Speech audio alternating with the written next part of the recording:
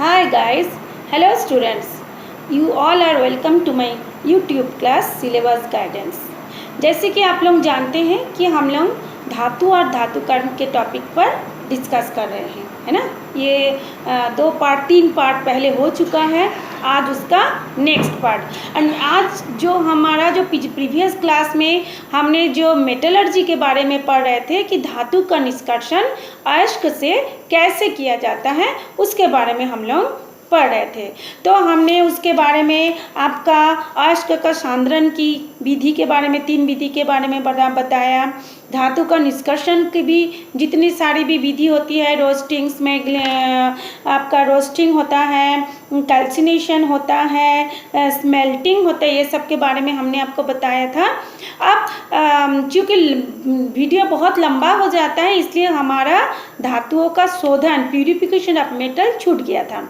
और यदि हम इसको शॉर्ट बताते तो आपको ये समझ में नहीं आता, इसलिए हमने इसको कई पार्ट में डिवाइड कर दिया है। तो चलिए without any delay we start our class. Okay, तो धातु का शोधन, तो अब तक हमने जो भी पढ़ा धातु निष्कर्षण में हमको 97 से 98% तक धातु हमको मिल जाता है, लेकिन 2% या 1.5% उसमें से अशुद्धियाँ रह जाती हैं, ठीक है ना। तो हमको तो प्योर मेटल प्राप्त करना है, इसलिए वो 2% अशुद्धियों को भी हमको शोधन करना जरूरी है। अच्छा, तो उसके लिए हमारा कई विधि हैं। कई विधि इसलिए है क्योंकि हमारे पास 3 प्रकार के धातु होती है, जो मोर रिएक्टिव मतलब जो अधिक सक्रिय होता है, जो मीडियम सक्रिय होता है, और जो इनएक्टिव होता है मतलब वो किसी के साथ क्रिया नहीं करती। इसलिए हमको अलग अलग विधि से धातुओं का शुद्धिकरण किया जाता है। तो सबसे इसको जो है शुद्धिकरण की जो है उसमें विधियां हैं, 2 विधियां, भौतिक विधि और रासायनिक विधि। तो भौतिक विधि में भी अलग अलग धातु के लिए हमने उसको मतलब 2 भागों में डिवाइड कर दिए। एक होता है द्रवण। द्रवण मीन्स लिक्विफिकेशन, ठीक है। देखिए हमने अभी आपको एक चित्र दिखा रहे हैं, हाँ ये वाला देखिए। लिक्विफिकेशन क्या है, इसमें से हम लोग टीन, लेड आदि धातु को हम लोग क्या करते हैं, ये एक भट्टी है। इस भट्टी का नाम देखिए दिया हुआ है परावर्तनी भट्टी, ठीक है। ये परावर्तनी भट्टी में क्या करते हैं हम लोग, जो अशुद्ध धातु है, कौन सी अशुद्ध धातु है, टीन, लेड, ये सब धातुओं को पिघली हुई मतलब उसमें हम लोग डाल देते हैं और उसको हम लोग वायु भेज करके, यानी देखिए यहाँ पे वायु के लिए एरो दिया हुआ है, वहाँ से हम हवा भेजते हैं और ईंधन भी रहता है, उसके बगल में ईंधन रहता है। वो ईंधन क्या करता है, वायु के साथ मिल करके आग उत्पन्न करता है। और इधर देखिए एक चूल्हा लिखा हुआ है, चूल्हा है, ठीक है। तो उसमें हम लोग क्या करते हैं, जो शीघ्र पिघलने वाली धातु, इसमें हम लोग कौन से धातु को करेंगे, जो जल्दी से पिघलता है। तो शीघ्र पिघलने वाली धातु को हम लोग, इसकी जो ढलान है, ढलान वाली परावर्तक भट्टी में देखिए ये ढलान टाइप का बना हुआ है, ढलान वाली परावर्तनी भट्टी में हम लोग उसको डाल करके गर्म करते हैं और धातु पिघल करके क्या हो जाता है, नीचे बह जाता है ना।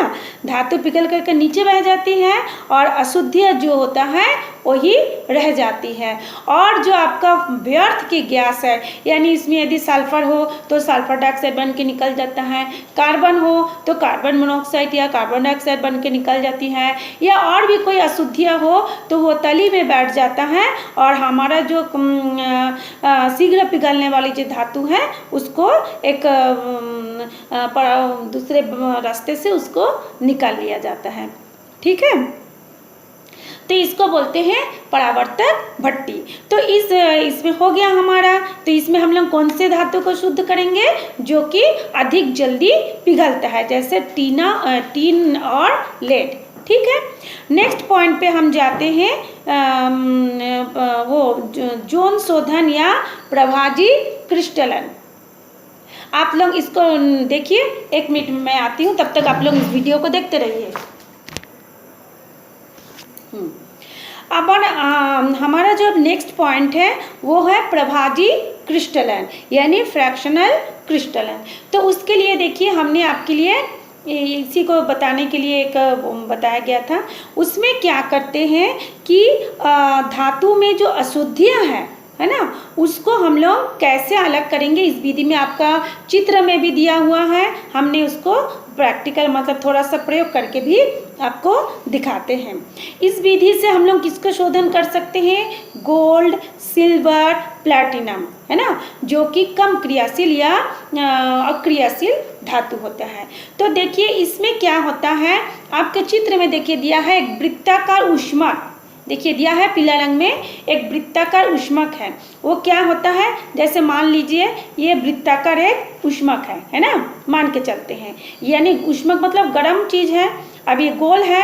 अब हम लोग क्या करेंगे, ये जो अशुद्ध धातु है उसका हम लोग ऐसे एक तो रॉड ले लेते हैं, और ये जो वृत्ताकार ऊष्मक है ये गर्म है, उसको हम लोग ऐसे घुसा करके ऐसे, जैसे हम इसको धातु के कांटेक्ट में लाते हैं तो धातु क्या होता है, हल्का हल्का पिघल पिघल के नरम हो जाता है, और ये जो अशुद्धियाँ है इसका ये पीछे साइड में रह जाता है, और धातु पिघल करके नरम होता है। और इसी तरह से देखिए ये ऐसे ऐसे, ये देखिए देख रहे हैं, ऐसे करके हम लोग ऐसे इसको धातु ऊष्मक जो वृत्ताकार ऊष्मक है उसको ऐसे हम लोग पीछे ऐसे पीछे करते हैं। तो पीछे करने से क्या होगा, चूँकि ये हल्का हल्का पिघलता है तो ये नरम हो जाता है, और जो अशुद्धियाँ है जो नहीं पिघलता है वो इसके साथ ये पीछे में आ जाता है। ठीक, फिर हम लोग इसको आगे ले जाते हैं, फिर बार बार इसको इसी विधि से हम लोग फिर इसको ये पिघलता है, नरम होता है, पिघल मतलब एकदम से मेल्ट नहीं हो जाता है, नरम होता है।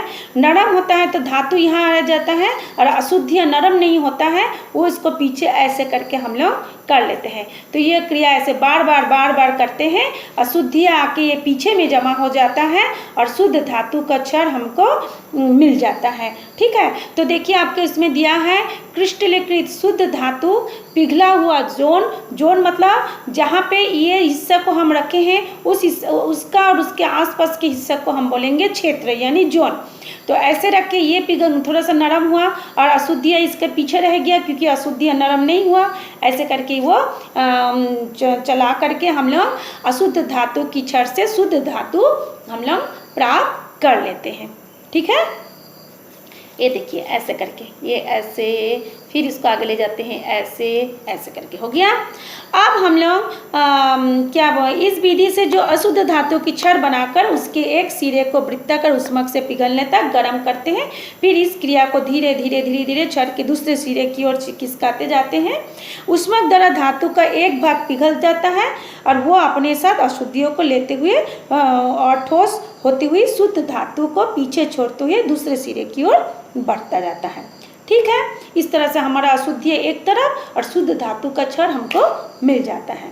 ठीक, अब हमने क्या क्या कर लिया, टीन और लेड को अलग कर लिए, गोल्ड सिल्वर जैसे कि जो कम क्रियाशील धातु है उसको अलग कर लिए। अब इसके अलावा जितनी भी धातु होती है उसको हम लोग रासायनिक विधि से अलग करेंगे। ठीक है, तो रासायनिक विधि से अलग करने के लिए हम लोग क्या करते हैं, रासायनिक क्रिया करना पड़ेगा, नाम से ही पता चल रहा है रासायनिक विधि। तो रासायनिक विधि में क्या करने के लिए हमको विद्युत अपघटन विधि का प्रयोग करते हैं। तो देखो बच्चों, चूँकि मैं एक टीचर हूँ, मैं कॉपी चेक करती हूँ बोर्ड एग्ज़ाम या होम एग्ज़ाम की कॉपी, तो बच्चे इसको रट लेते हैं, समझते कुछ नहीं है। जब वो इस आंसर को लिखते हैं या तो बीच में से कोई वर्ड्स गायब रहता है या कुछ बच्चे इसको छोड़ देते हैं। तो मेरा वीडियो बनाने का एक ही मकसद है कि आप लोग भी समझें और अपने दूसरे फ्रेंड को भी समझाएं। अब विद्युत अपघटन विधि क्या है मैंने आपको समझाती हूँ। इसमें क्या करते हैं, ये तो हमारे पास जो प्रीवियस क्लास में हमने जो भी पढ़ा उसमें हमको अशुद्ध धातु प्राप्त हुआ, जिसमें कि 98% धातु रहती है, 2% अशुद्धियाँ होती हैं। ठीक है, उस अशुद्ध धातु की एक मोटी सी छड़ बनाते हैं, है ना, एक मोटी सी छड़ बनाते हैं जो कि धन इलेक्ट्रोड का काम करता है। धन इलेक्ट्रोड का मतलब क्या होता है, धन इलेक्ट्रोड जो इलेक्ट्रॉन दे सकता है। और क्या करते हैं, एक शुद्ध धातु की पट्टी बनाते हैं जो कि पतली होती है। ठीक, एक क्या होता है, अशुद्ध धातु की क्षार मोटी होती है जो कि धन इलेक्ट्रोड होता है, और एक शुद्ध धातु की पतली क्षार बनाते हैं, इलेक्ट्रोड बनाते हैं, है ना, जो कि ऋण इलेक्ट्रोड का काम करता है।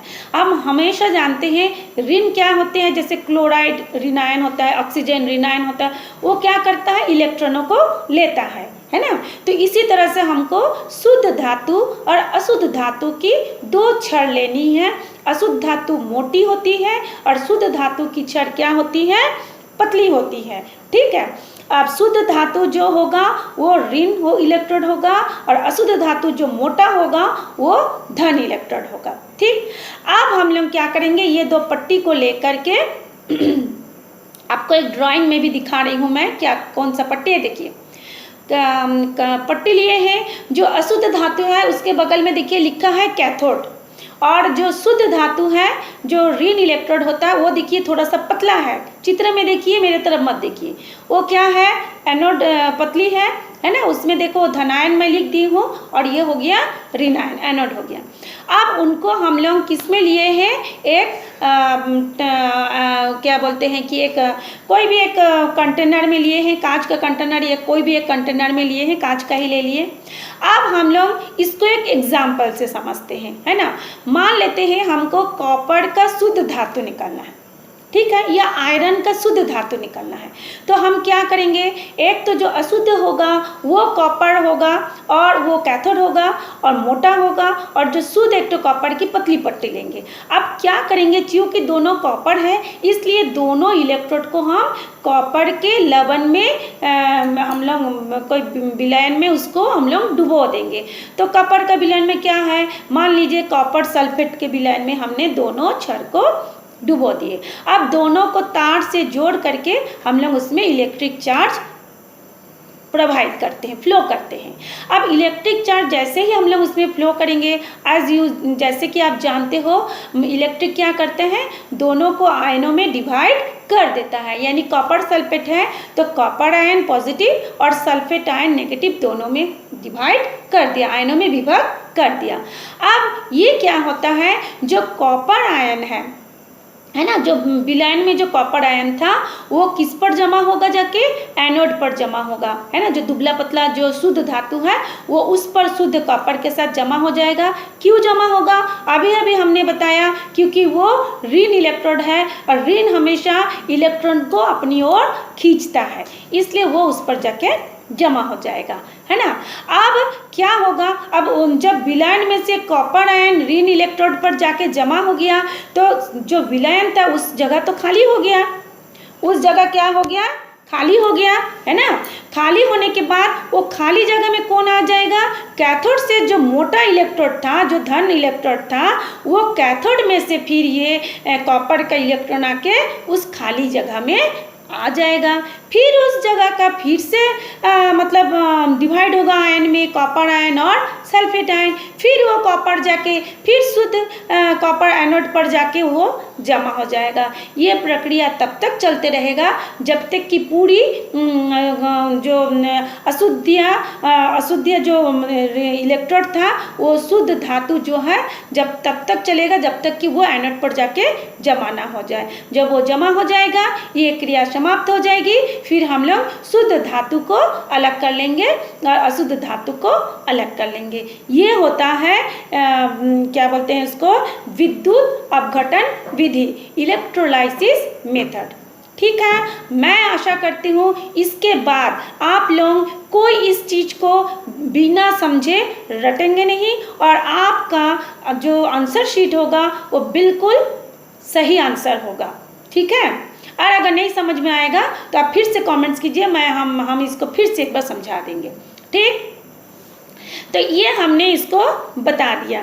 ठीक है, तो इसका प्रयोग हम लोग किसके लिए कर सकते हैं, जैसे कॉपर के लिए कर सकते हैं, जिंक के लिए कर सकते हैं, क्रोमियम के लिए कर सकते हैं, निकल के लिए कर सकते हैं, है ना। ऐसे करके हम लोग इसको शुद्धिकरण कर सकते हैं।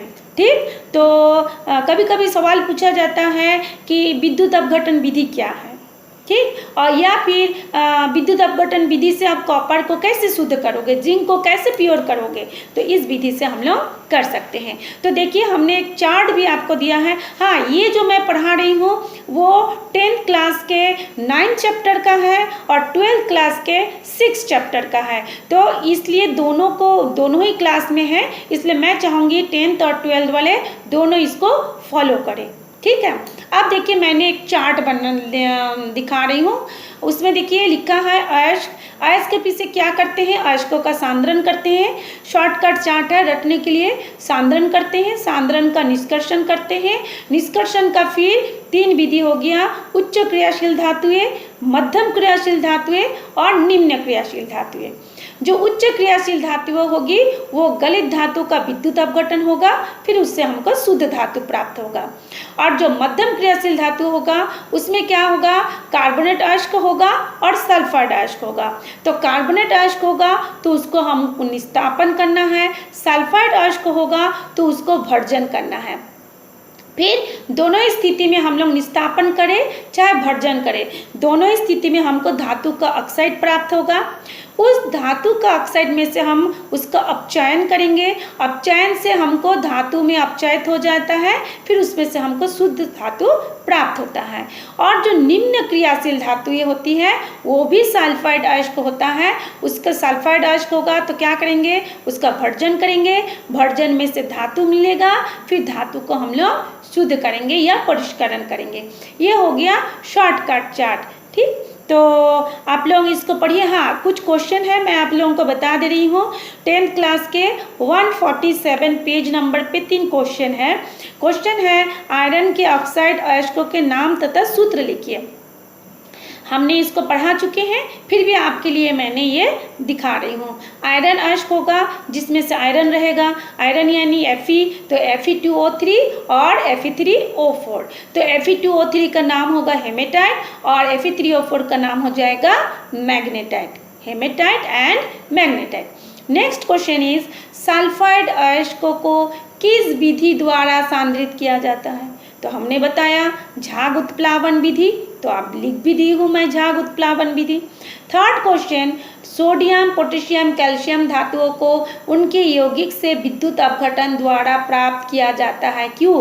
क्योंकि सोडियम पोटेशियम और कैल्शियम धातु जो होता है अधिक सक्रिय धातु, अधिक क्रियाशील धातु है, जो जो कि एक्टिवता सीरीज के ऊपर में रखा जाता है, जो अधिक क्रियाशील होने के कारण ये दूसरे धातु के द्वारा प्रतिस्थापित नहीं होता, जिस कारण इसको विद्युत अपघटन विधि द्वारा क्या करते हैं, पृथक किया जाता है।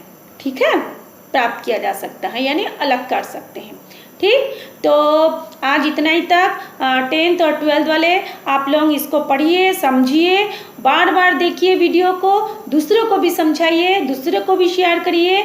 और जो आपके शेयर करते समय जो नोटिफिकेशन बेल है उसको भी आप लोग क्लिक करिए, और कुछ कमेंट्स हो तो कमेंट्स भी कर दीजिए, और पसंद आया तो लाइक भी कीजिए और शेयर कीजिए।